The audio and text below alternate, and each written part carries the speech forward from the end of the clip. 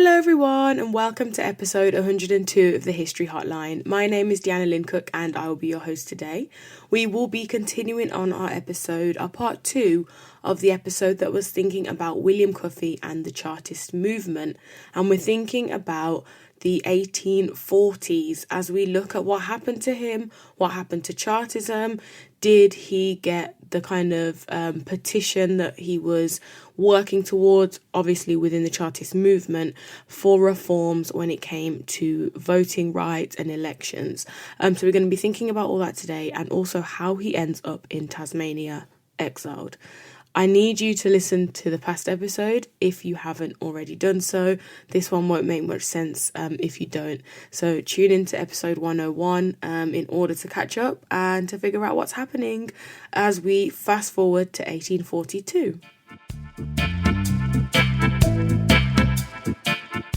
So just a mini recap. In 1842, where we left off, William Cuffy had been unanimously elected chair of the Great Public Meeting of Tailors. He was a trained tailor. That's the work he did before he entered into politics. And they adopted the Second National Petition in support of the new People's Charter. This charter was signed by a third of the adult population. Within the charter, there were calls for islands' independence, amongst other points which have been mentioned already on the past episode.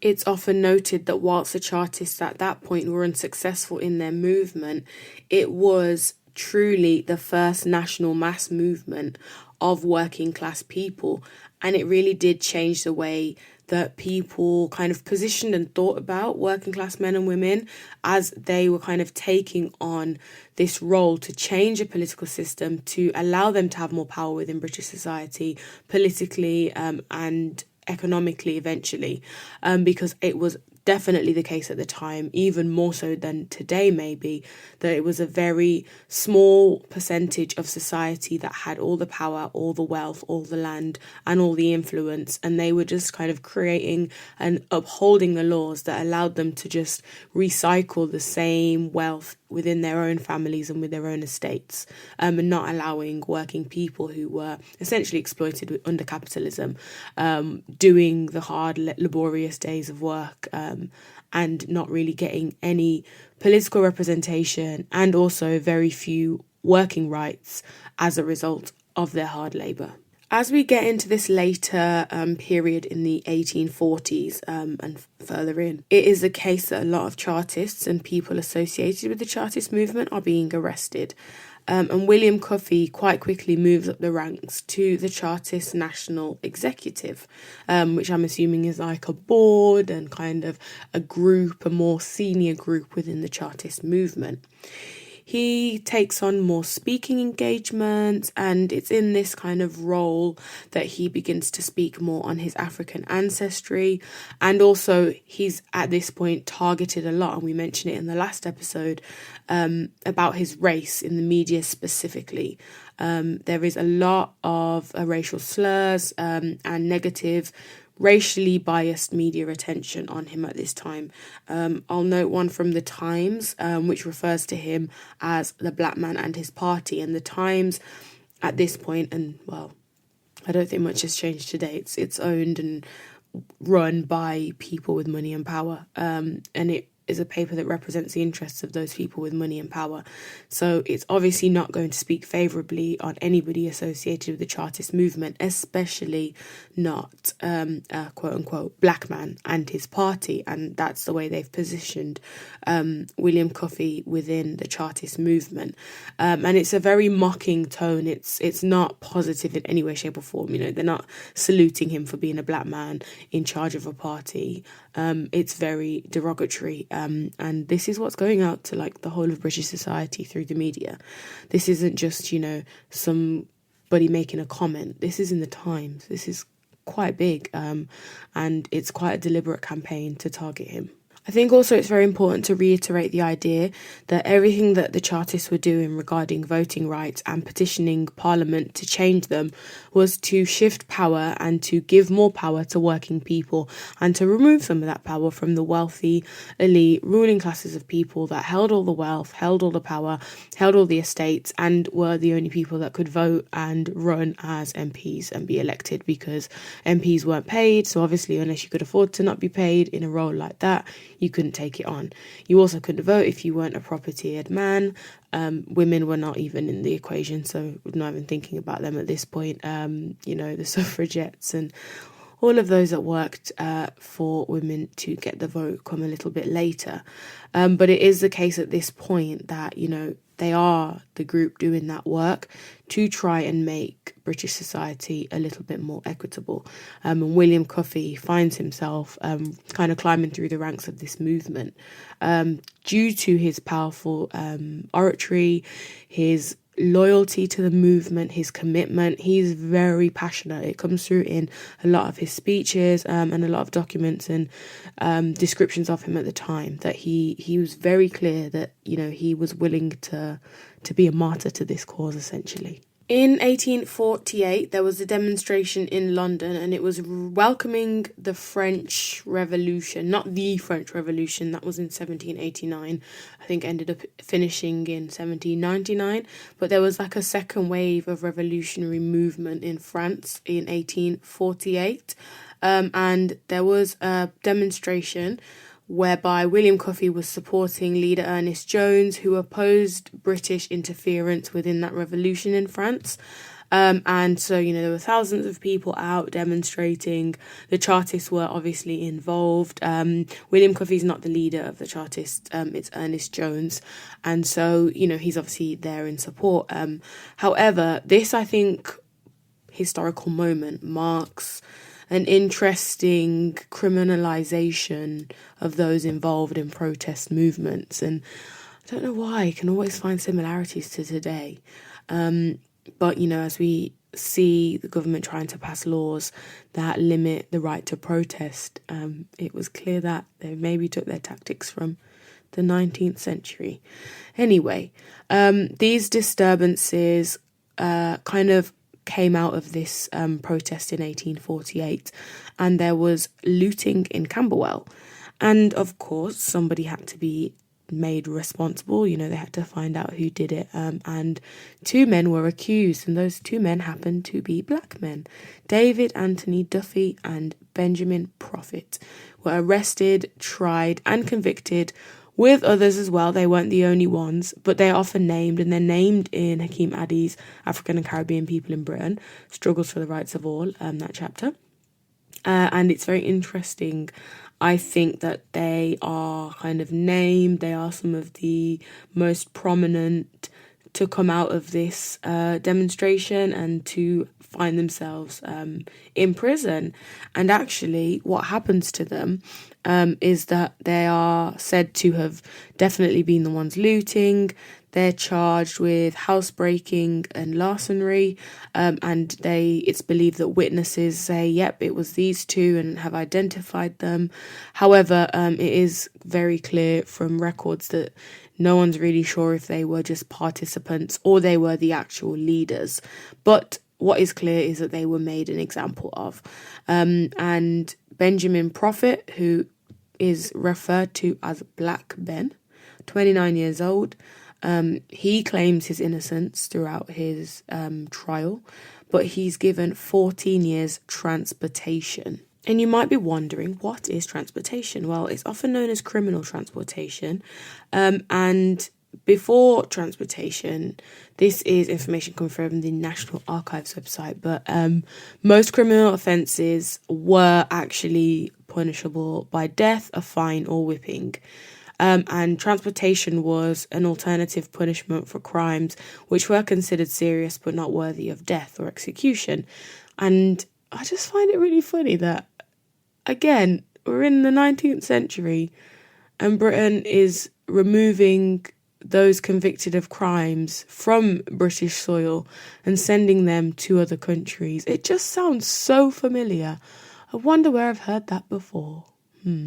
Anyway, The usual period of transportation was 14 years, and it was for convicts who essentially aren't going to be given a death sentence, or have been given pardons from those death sentences, or 7 years for lesser offences. So if you've done something that wouldn't have required you to have the death penalty, you would only be transported for 7 years. But it seems the options were only 7 or 14. At this point in 1848, it was common that Tasmania was the place that convicts would end up. Prior to this, prior to the American Revolution of 1776, transportation was to North America, but this was no longer possible after the American Revolution because America is now independent, and Britain can't send the convicts there because they don't own it. Well, they don't own enough of the land or have any power to be able to do that. And they were instead sent to new penal colonies in what we now know as Australia. And it was the 13th of May 1787 where the first fleet set sail. There was actually a period as well in between the American Revolution and that first ship setting sail in 1787, whereby prisons were actually becoming very overcrowded because the government were still actually passing transportation as a sentence for people. And so those convicts were held in prison waiting to be transported. And the government at this time kind of had to figure out where they were going to send them to. And it was decided that it would be, what we now know as Australia. The prisons were getting very overcrowded during this time. And actually they would put convicts on derelict ships that were moored in coastal waters as a way of kind of providing extra accommodation. So, not only were they literally waiting to be transported in prisons, but they were literally waiting in derelict ships to be transported. This process was actually running all the way until 1868 when it was abolished. But effectively, after 1857, it kind of stopped in all senses of the word because it was just so unusual. That it didn't really go on, but it was properly abolished in 1868. It's said that around 158,702 convicts arrived in Australia from England and Ireland during the 80-year history of transportation, as well as 1,321 from other parts of the empire. So this was something very common. 158,000 plus people is not a small number, and their lives were completely changed, uprooted, because Britain couldn't, wouldn't, and didn't want to keep those who'd committed crimes on British soil in Britain. As I said, sounds very familiar.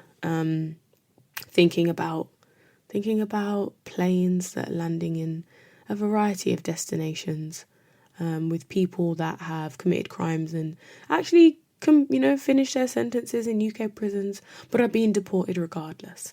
I'm not going to say too much about that, but it is very, very crazy. I find it absolutely wild when I can make connections between 19th century Britain and 2023. That shouldn't be the case. I don't think personally. There really shouldn't be much we're doing that was done in the 19th century. I don't think when it comes to prison, rehabilitation, conviction, punishment. I don't know. Doesn't sit well with me. Anyway, back to Benjamin Prophet and David Anthony Duffy. Benjamin Prophet isn't actually transported in the end. He's actually imprisoned and then paroled in 1855.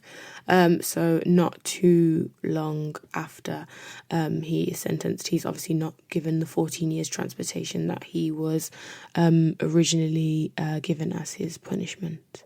David Anthony Duffy, the other man that is arrested for this charge.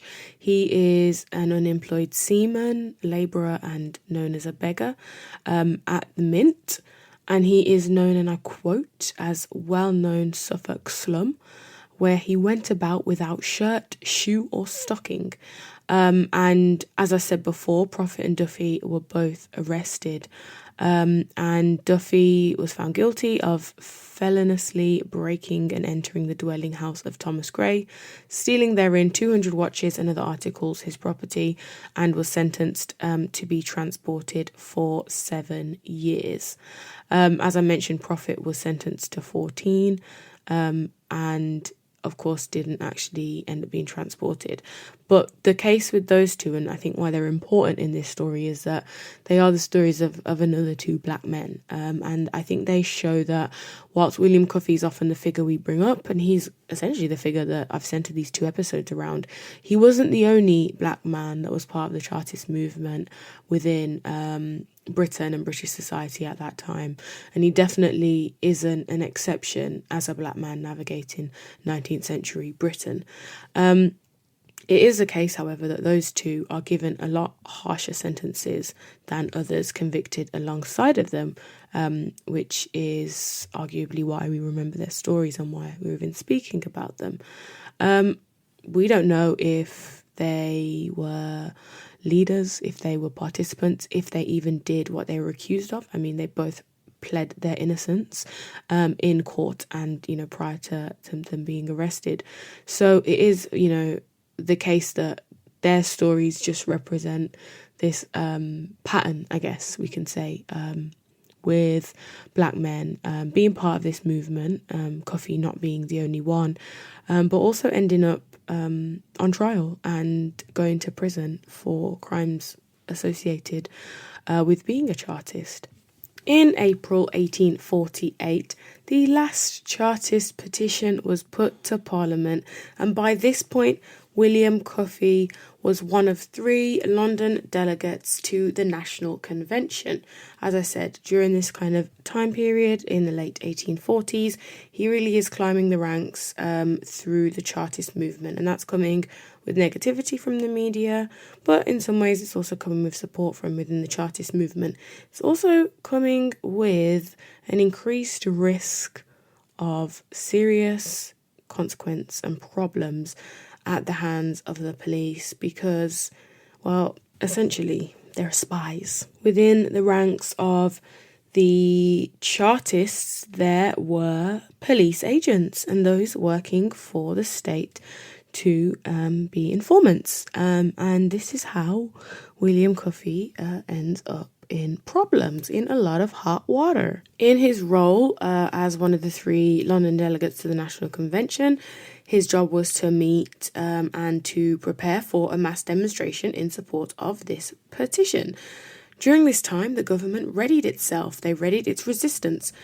They had police, they had troops, they had cavalry, artillery, and they even removed the Queen of England from London for fears for her safety. And this demonstration went on with 150,000 people. Some were Irish demonstrators marching for independence for Ireland, and they marched to Kennington Common on the 10th of April 1848. The 1848 petition was the last one, as I mentioned before, and it was led by Fergus O'Connor, who collected over 5 million signatories on behalf of the movement. They wanted to see all adult men, regardless of social position, be given the right to vote, very similar to their aims in 1842. They also wanted annual elections, as we said, equal numbers of voters in each constituency, MPs to be paid, vote by secret ballot, and that kind of thing. However, Parliament votes against this, 222 votes to 17, and, they were unsuccessful. But very, very interestingly, and I think a bit of a sad one to the story, it's good and it's bad, but by 1918, all but one of the original demands had actually been passed by Parliament in the Representation of the People's Act. So at this point, the Chartists weren't presenting petitions to Parliament, but just because of the way that society was moving, and actually kind of in the aftermath of World War I, it was a case that a lot more people were enfranchised with the Representation of the People Act that was pushed through. But, we could argue, and I think it would be very easy to argue, that it was the work of the Chartists in the early 19th century pushing forward these demands for a more equitable society for working people that led to, this act in 1918. So this demonstration, but just before I get onto it, I think it's a good point to just reiterate the point that the Chartist movement was huge. It had different organisations that were kind of attached to it, supporting it, and that they would work with to support their aims, just like Irish independence, for example.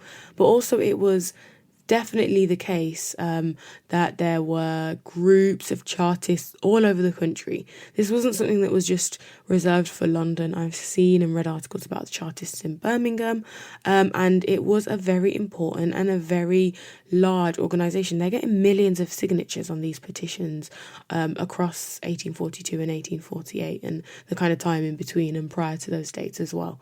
So it isn't just a case that this is a small group of people. This is a national organisation with also an international outlook. Cuffy often speaks about his African heritage and also his international perspective on these issues of equality that are occurring in Britain, but he can kind of see things like enslavement and the slave trade that has kind of happened as well, all linking in to this story of exploitation of people.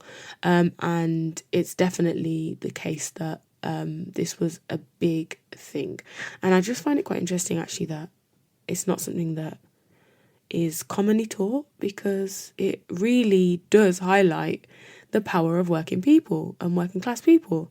And I think it would be something that could actually be very important to be taught about, not just on we need more Black history, but, these are really interesting parts of British history, especially with spies within the Chartist movement. That is fascinating to me. I'd love to learn about that at school. So back to this demonstration, of which William Cuffy was the chair of the demonstration committee. As I mentioned, 150,000 people were marching in London. However, the government had banned any mass presentation of a petition to Parliament, but the organisers in the Chartist movement hadn't actually told the crowds that, and so when they find out, Cuffy addresses the crowds and scolds the leaders for not actually mentioning this sooner, because the demonstrators cannot go to Parliament to present this petition, this Chartist petition. I just also want to note that William Cuffy is about 60 years old at this point, which I think is extremely crazy to me. Just because it's the 19th century and life expectancy isn't what it is today, but this man is still going very strong in his resolve, using language like, and I quote, "The executive should be prepared to lead on to liberty or death."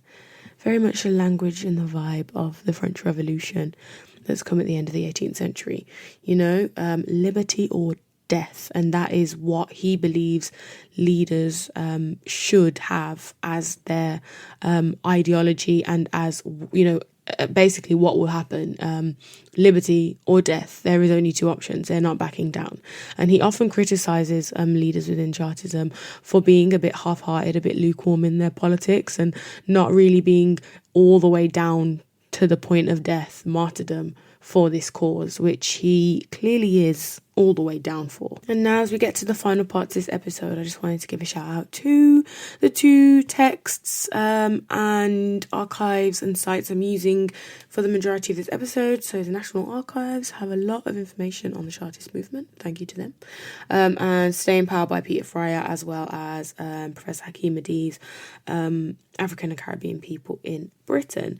And now it is the case that at this point a lot of Chartist leaders are being arrested, demonstrations are being banned as legislation is coming in to crack down on all of this. Sounds very familiar. Yes, it does indeed.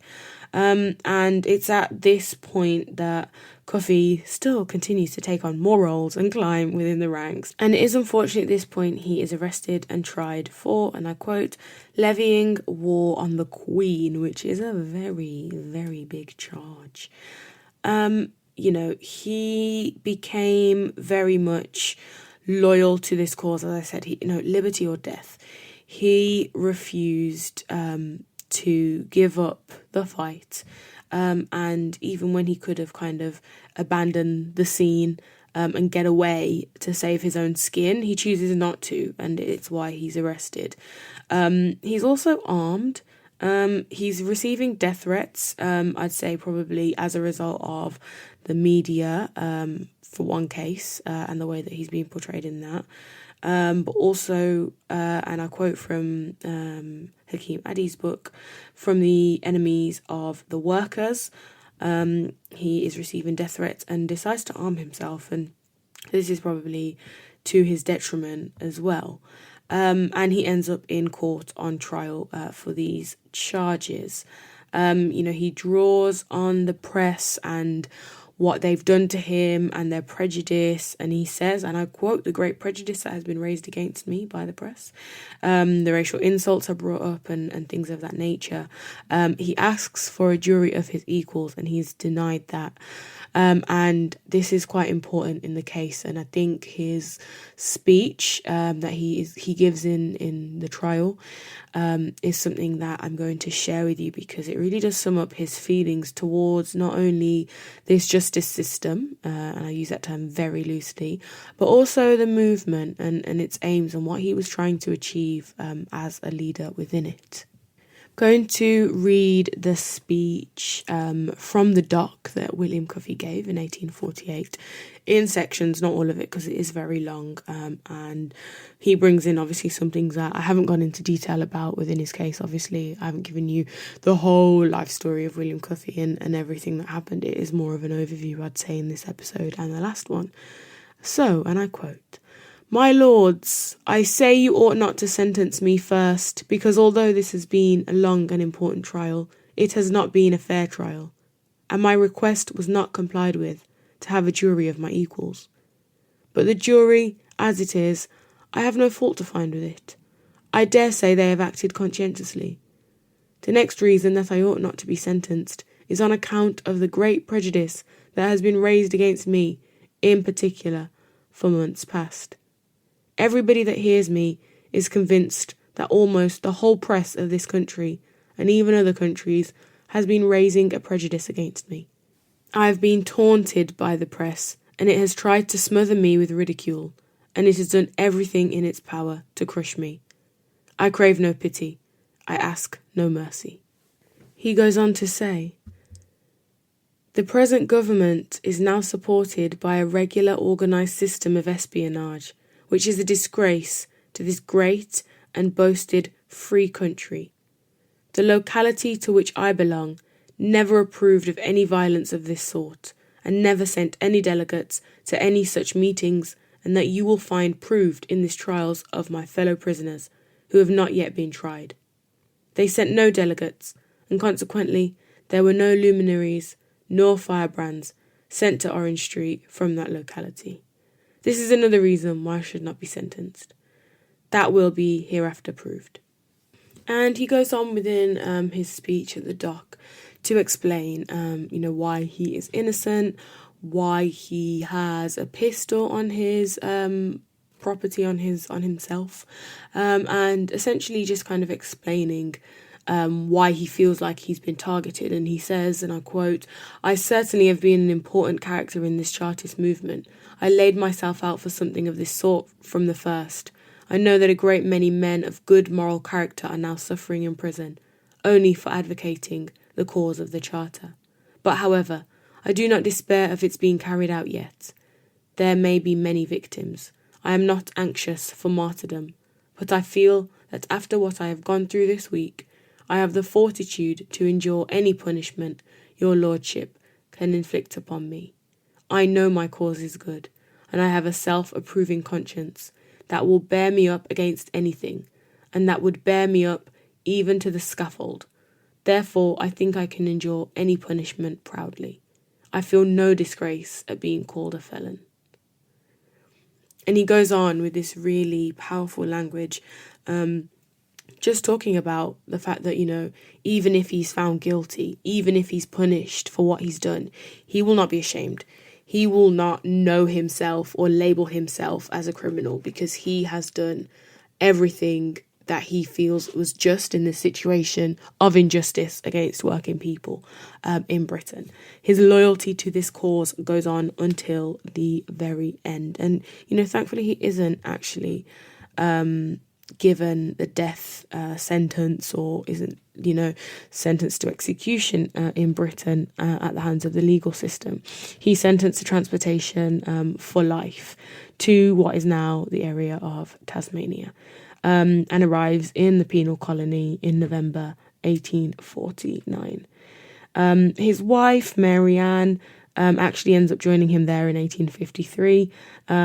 They both are quite highly regarded still within the movement, and they do gain public support. However, they are actually, at the end of the day, not in Britain, and they have been transported away. He was later pardoned, but he remains in Tasmania, continuing with political activities. One of few to actually do that and continue his work. When he dies in 1870, and it's the way that the kind of section on William Cuffy ends in the book by Hakeem Addy, it says, "He always supported the people's side and opposed everything that tended to cripple the rights of the people." And that was in his obituary in 1870 when he passes away. And I think that is probably the perfect way to remember a man like William Cuffy and all he endeavoured and tried to do during his time in Britain. And, as a member of the Chartist movement, just simply caring enough to want to see a change for ordinary people in Britain. And as a black man navigating that space, facing the extra prejudice from the press, the media, and the justice system in the end. That is the story of William Cuffy and the Chartist movement, part 2. I hope you have enjoyed this episode. I hope you have a wonderful week. Thank you so much for tuning in and listening. Goodbye. The History Hotline is hosted by Deanna Lynn Cook. Research is done by Zakia Riaz. To continue the conversation about Black history, please follow us on social media at The History Hotline on Instagram and at The History HL on Twitter.